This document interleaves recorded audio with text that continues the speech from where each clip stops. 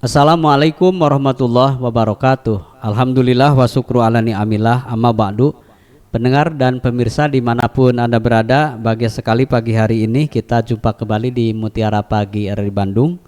Pagi hari ini saya bersama Ustadz Irfan Susilo dari Lembaga Kursus Pelatihan Maqdis Tim Asatid TKM Angkatan 32.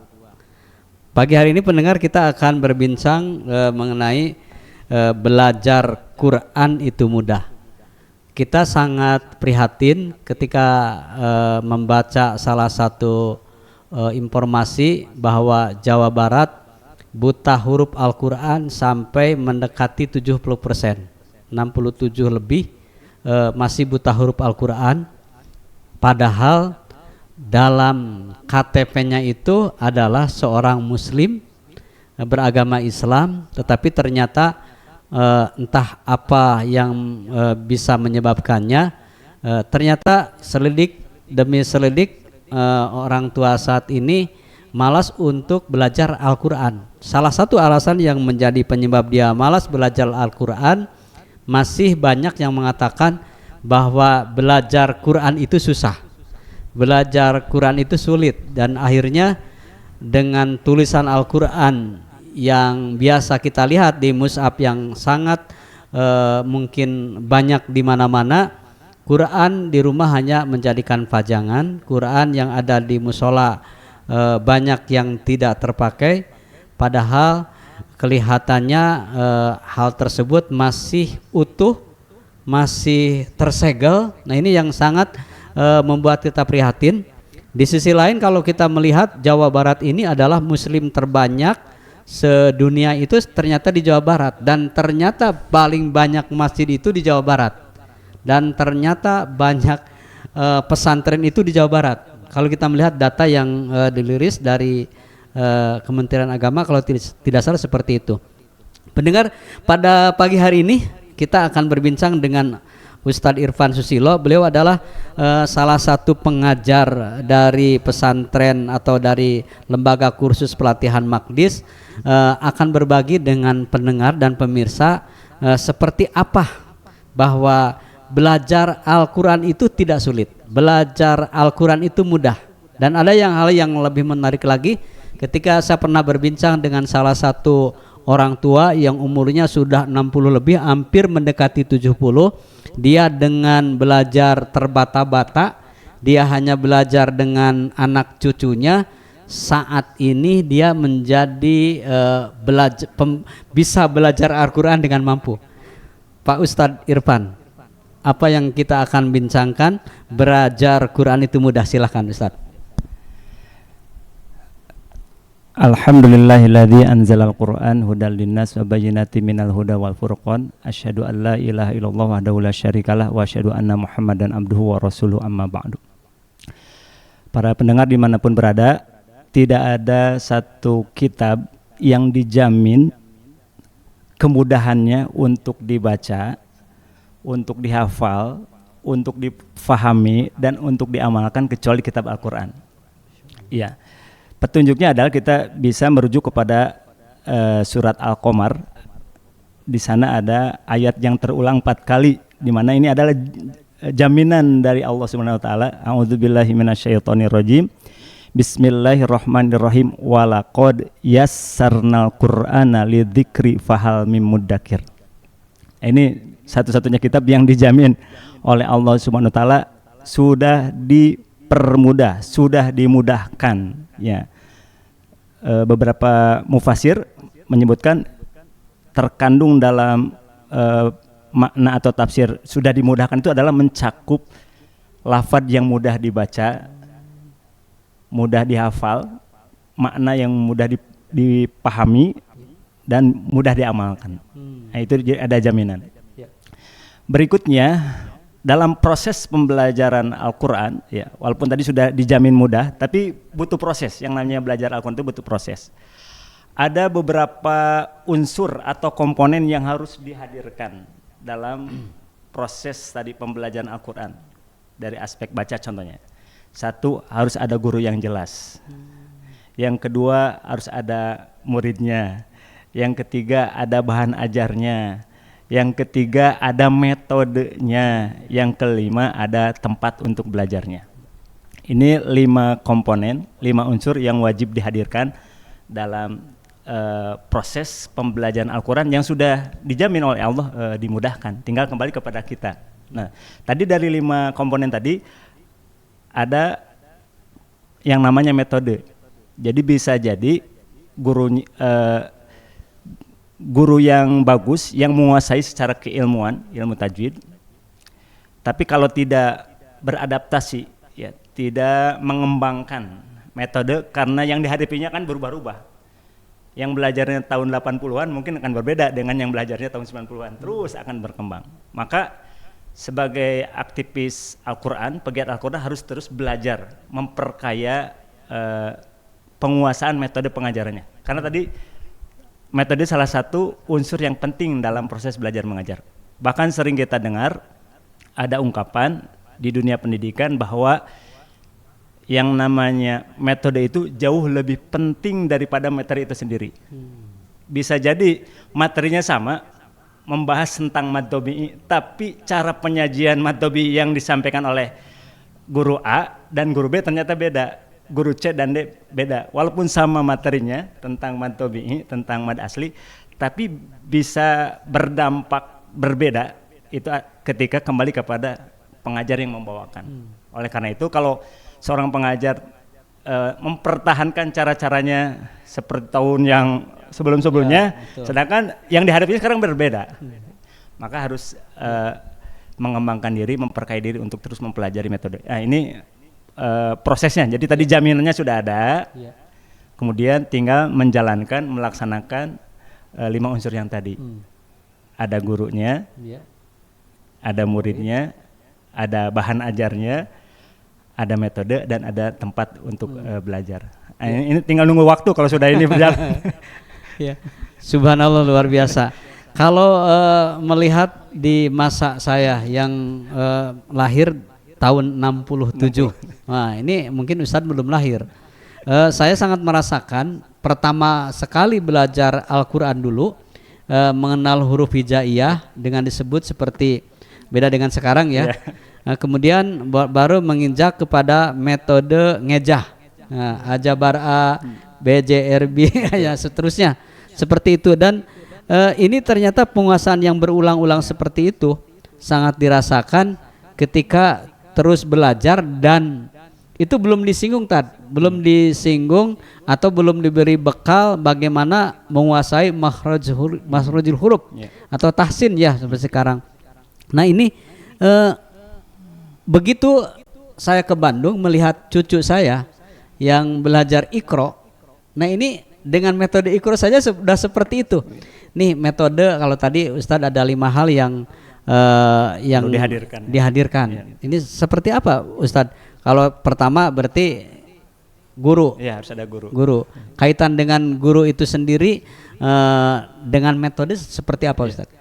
Ya, karena guru itu kan bakal digugu dan ditiru. Kalau guru contohnya tidak meningkatkan diri untuk meningkatkan kemampuan bacanya, meningkatkan pengetahuan tentang ilmu baca, nanti ketika memberikan contoh pembacaan surat tertentu, ya tidak akan ada peningkatan dan nanti akan ditiru. Kalau guru contohnya membacanya tidak disiplin, asal baca, tajwidnya tidak diperhatikan, nanti ketika didengar dan ditiru oleh murid akan seperti itu. Betul. Jadi turun temurun.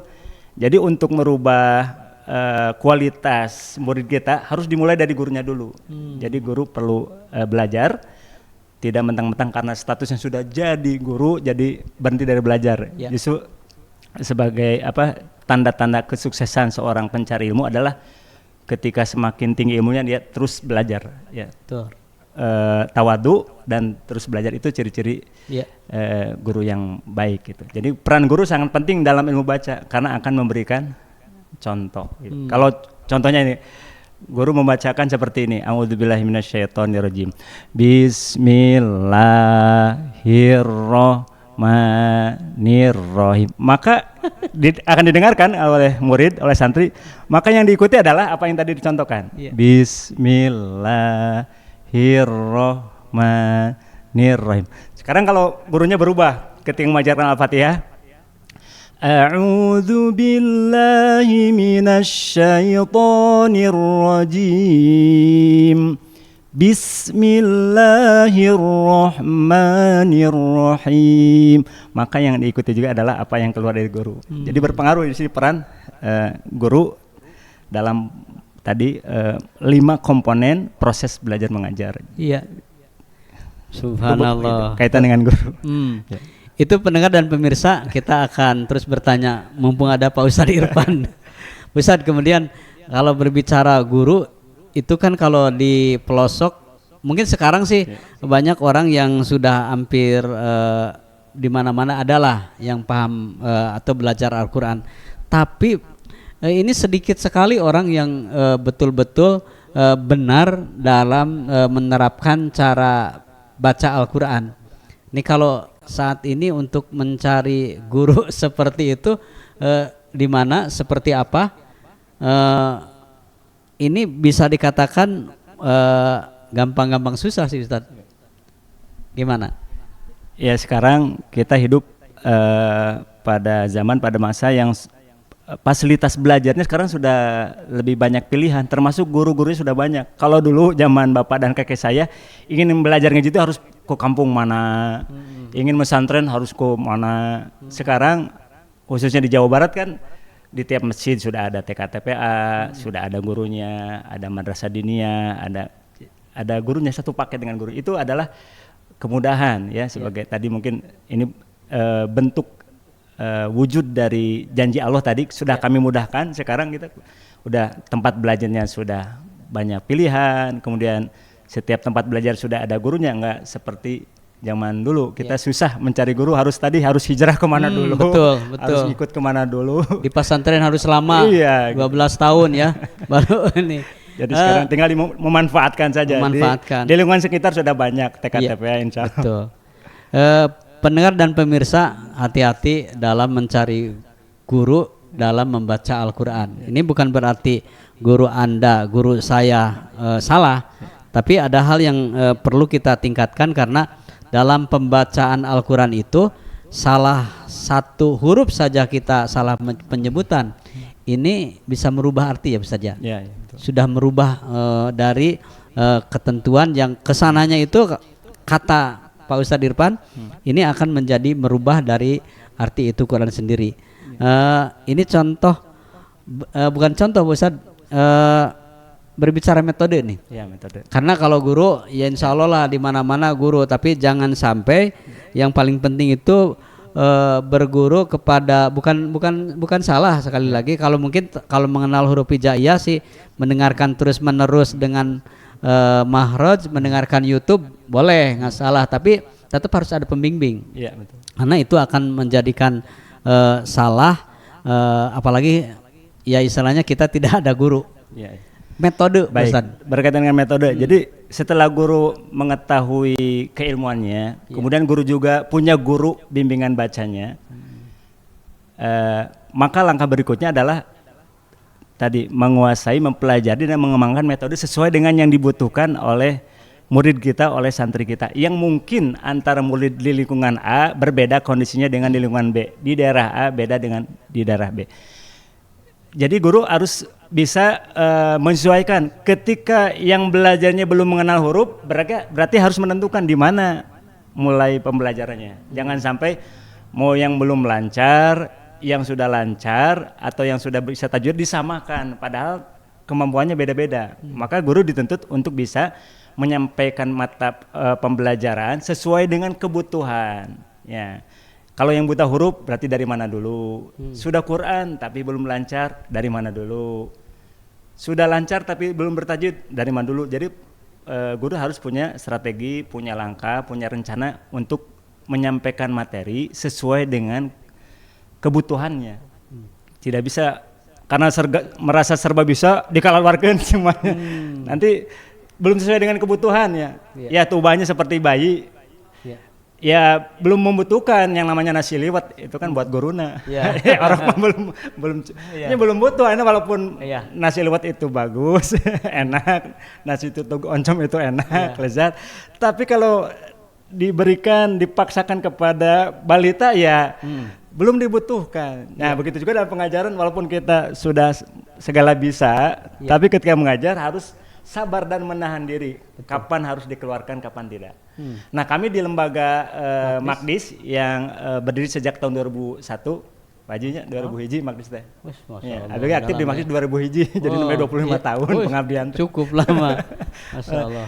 Jadi kami membuat menyusun bahan ajar sesuai pengalaman mengajar pada santri ya dari 2001. Ya. Di lembaga kami setiap calon peserta yang mau belajar itu diperiksa dulu bacaannya. Ada check up tilawah. Ya. Baru dipetakan hasil pengalaman 2001, kebanyakan yang ikut belajar itu satu ada yang ketika disodorkan beberapa huruf tunggal itu sudah angkat tangan, oh tidak tahu. Nah, saya tahu, oh berarti belum mengenal huruf, alias buta huruf. Ada juga ketika disodorkan beberapa ayat Al-Quran, dia sudah mampu membaca tapi belum lancar, sering terputus-putus, ya, atau sering tertukar huruf, tertukar AIU-nya. Jadi kalau dibawa ke Iqra dia sudah mampu, tapi ketika disodorkan beberapa potongan Al-Quran, nah mulai tadi ketidaklancarnya mulai muncul, tanda-tanda ketidaklancarnya tadi banyak mengulang, atau masih ada beberapa huruf yang sering tertukar, ba berubah jadi na jadi ba, ta jadi ya jadi ta, jim jadi ho jadi jim, dal jadi dal jadi dan yang lainnya. Oh berarti ketika membaca beberapa halaman sering tertukar huruf, kami putuskan, kami simpulkan ini belum lancar. Atau tertukar AIU, siroto dibaca siroti atau sirotu, kunta dibaca kunti atau kuntu gitu kan. Oh ini kalau sekali dua kali kan kita juga sering nggak caletot mah. Tapi kalau sering, oh berarti disimpulkan, oh ini berarti tinggal meningkatkan kelancaran. Nah, bahan ajarnya beda, tadi yang belum mengenal huruf ada bahan ajarnya khusus. Kemudian yang sudah Quran tapi belum lancar ada bahan ajarnya khusus. Ada lagi hasil pengalaman kami, tipe peserta yang ketiga adalah sudah bisa baca Quran tapi belum disiplin, belum konsisten dalam penerapan tajwidnya. Jadi tahu mantobi'inya, tapi pas praktek ya tidak disiplin, tidak diamalkan. Jadi kadang duanya ngikuti ketentuan, kadang kelamaan. Contoh pas baca Al-Fatihah, Ar-Rahmanir Rahim, Maliki Yaumiddin. Ya, ini kan walaupun lancar, berirama, tapi pembacaan Maliki Yaumiddinnya ini berbeda dengan pembacaan Ar-Rahman. Padahal menurut ilmu tajwid antara pembacaan Ar-Rahmanir Rahim dan Maliki Yaumiddin itu sama-sama dibaca 2 harokat, tapi barusan tidak konsisten, tidak disiplin. Atau sebaliknya, yang harusnya membaca 4 harokat, harusnya dimanapun kita ketemu harus stabil, harus konsisten, ini kadang dipakai, kadang tidak. Contohnya pembacaan surat Al-Baqarah, harusnya Ulaika ala hudam min rabbihim wa ulaika humul muflihun. Dibaca Ulaika ala hudam min rabbihim wa ulaika humul muflihun. 2 ulaika bergandengan pada ayat tersebut, tapi pembacaannya beda. Ulaika yang satu lebih pendek daripada ulaika yang kedua. Ulaika yang kedua lebih lama daripada ulaika yang pertama. Nah, ini menggambarkan sudah baca Qur'annya sudah bisa, tinggal tadi ini masuk kelompok yang ketiga, belum konsisten, belum disiplin dalam penerapan tajwidnya, belum istiqomah, kadang dipakai, kadang tidak. Itu contoh kasus praktek membaca panjang. Contoh lain membaca gunnah, kadang gunnahnya ditahan 2 harokat, kadang tergesa-gesa. Baca surat Anas, minal jinnati wan nas, minal jinnati ada nun tasdid, wan nasi ada nun tasdid, sama-sama hukumnya gunnah, tapi barusan bab prakteknya nun tasdid yang pertama lebih cepat daripada nun tasdid yang kedua, atau sebaliknya nun tasdid yang kedua lebih lama daripada yang pertama. Harusnya kan stabil, seimbang. Ini kasus bacaan gunnah. Contoh lain adalah tidak disiplin, konsisten dalam praktek membaca qalqalah. Kadang-kadang di tempat yang sini, yang sana qalqalahnya keluar, di tempat yang lain qalqalahnya tidak ada, hilang. Pas baca al-falaq, qul a'udzu birabbil falaq, kadon ditelegan gitu qalqalahnya. Harusnya qalqalah keluar, ini ditelan. Tapi di tempat yang lain, qul huwallahu ahad, Allahus somad, lam yalid walam yulad walam yakullahu kufuwan ahad. Ya. Berapa kali huruf dal di surat Al-Ikhlas, ada yang keluar, ada yang tidak, ada yang keluar tidak. Nah, ini hasil pengalaman. Kategori yang ketiga yang belajar ke Makdis sejak tahun 2001 itu disimpulkan ada 3 kemampuan. Ada yang belum mengenal huruf sama sekali, kemudian ada yang sudah Quran tapi belum lancar. Yang ketiga sudah Quran, sudah lancar tapi belum disiplin, belum konsisten dalam menerapkan, mengamalkan aturan tajwidnya. Nah, masing-masing kategori kemampuan di lembaga Makdis itu bahan ajarnya dibedakan. Ketika yang belum mengenal huruf pakai yang ini bahan ajarnya. Ketika yang sudah Quran tapi belum lancar pakai yang ini. Yang sudah lancar tapi belum disiplin tajwidnya pakai bahan ajar yang mana. Jadi setiap kemampuan ada bahan ajar. Jadi kita menyusun bahan ajar sesuai dengan kemampuan berdasarkan pengalaman itu juga. Iya. Pendengar dan pemirsa luar biasa, tidak terasa ternyata kalau berbincang-bincang pengalaman Al-Ustadz Irfan Susilo ketika mengajarkan sistem belajar Al-Quran yang benar di Makdis. Nah, ini berikutnya Pak Ustadz, ini kalau ditangkap dari apa yang disampaikan Ustadz tadi, bagi pemula, bukan saja orang tua tentu ya, bukan saja pemula dan pemalu lah. Betul, pemula dan pemalu. Karena memang orang tua tuh sebenarnya, ya maaf ya, ini sebenarnya terjadi, ini kenyataan di suatu tempat, karena ada yang memang masih rame-rame dalam membaca Quran tertentu, surat tertentu, misalnya saja Yasin. Dia ingin membaca Yasin bareng-bareng, diundang dalam satu acara, dan itu kebetulan di sebelah saya. Nah, jadi kan kita sebenarnya udah hatam lah kalau Yasin, mungkin sering ngedengar Muskatambul. Tapi eta ternyata dia yang dibacakannya itu hanya hafal yang dibacakan, tidak hafal hurufnya di mana. Karena dia yang baca halamannya beda. Apal cangkem. Nah, ini bagi pemula seperti itu dan bagi pemalu seperti itu, gimana sih kiat-kiatnya supaya entong letik hati lah ketika ingin belajar Al-Quran, keinginan yang kuat, anu diam-diam heula belajarna jeung cucuna anu diajar Iqra gitu kan, atau enggak WA ke Ustadz Irfan, diam-diam bisa datang lah dari jam 12 malam meh aman mah, atau menjelang subuh setelah tahajud, atau apa Pak Ustadz nih? Baik, langkah-langkah berikutnya yang kami jalani ya di lembaga Makdis tadi menyusun bahan ajar sesuai dengan kemampuannya. Ya. Tidak bisa 3 kemampuan dalam satu kelas. Betul. Ya. Yang kedua, murid atau peserta yang buta huruf Al-Quran, belum mengenal huruf Al-Quran, itu memang beda karakternya ketika usianya anak dan dewasa. Kalau ketika usia anak, remaja, rame-rame juga nggak masalah. Yang nggak menghindar, nggak malu, biasa rame-rame. Tapi pengalaman kami untuk yang sudah dewasa, orang tua, yang kemampuannya seperti ini, ternyata tidak bisa dipaksakan harus bareng rame-rame. Maka Makdis itu ketika pesertanya dewasa itu tidak masalah, udah aja privat sendiri, nggak usah digabungkan yang lain.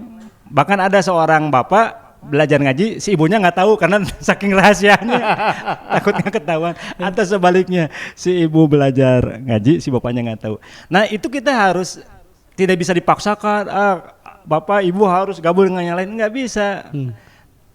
Tujuannya yang penting kan kita harus tujuannya tercapai. Ya. Bagaimana bisa meningkatkan kemampuan santri kita, murid kita yang belum mengenal huruf, jadi mulai mengenal. Adapun caranya bisa masuk kelas kelompok atau nggak apa-apa per orang, rahasia. Ya. Tapi harus ada tadi tetap belajar dan ada dipantau perkembangannya Iya. seperti itu. Jadi tidak bisa dipaksakan harus rame-rame.